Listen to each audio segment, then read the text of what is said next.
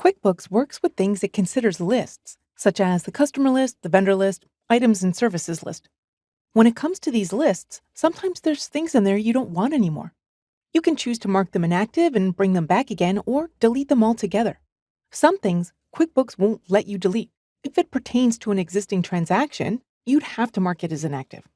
Let's go into the Customer Center by clicking Customers from the home screen.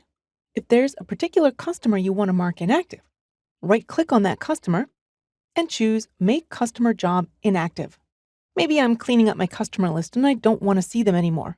Could be getting a little unruly, or maybe I only want to see customers that I've worked with recently. If you're looking for a customer and can't find them, you may have once previously made them inactive. If you want to get them back again, or if an old customer contacts you after many years, you can change the view from the top menu. Instead of this view being active members, you can choose All Customers. This is going to show you your list, and anybody with an X next to it is marked as inactive. To bring back an inactive customer and make them active again, right-click on their name and choose Make Customer Job Active.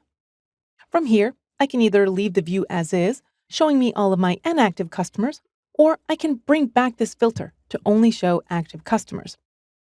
Maybe for some reason now, you do want a customer deleted. Maybe you have duplicates in there and you're just trying to clean it up.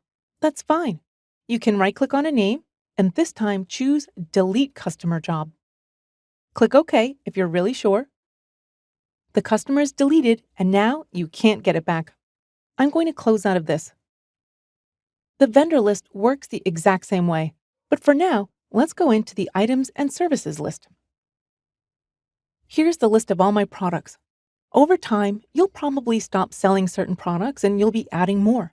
This list can get very unruly very quickly. To keep your list current, or maybe you'll have some duplicates, you can go in and mark your old products as inactive. It works the same way. Let's suppose that we're not going to be selling this anymore. I'll right-click and choose Make Item Inactive. It goes to the inactive list, and now I don't have to look at it anymore. It's also not going to show up in the list when I'm creating invoices. If I do want to bring it back, I can choose Include Inactive down at the very bottom of the screen. It's going to reappear in the view. It works just like the customers. So if you're looking for something that you knew was there before, clicking Include Inactive will make sure that you didn't accidentally make it inactive one day. If you do want to bring it back, you can always right-click on it and choose Make Item Active. If you do really want to delete that item, it works the same way. You can click on it and choose Delete Item. Remember though, when you're choosing whether or not to delete it outright or make it inactive, there's a lot of information stored with these items.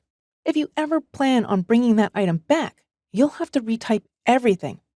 It's much easier to simply make it inactive, which will keep all the existing information there, rather than deleting it outright.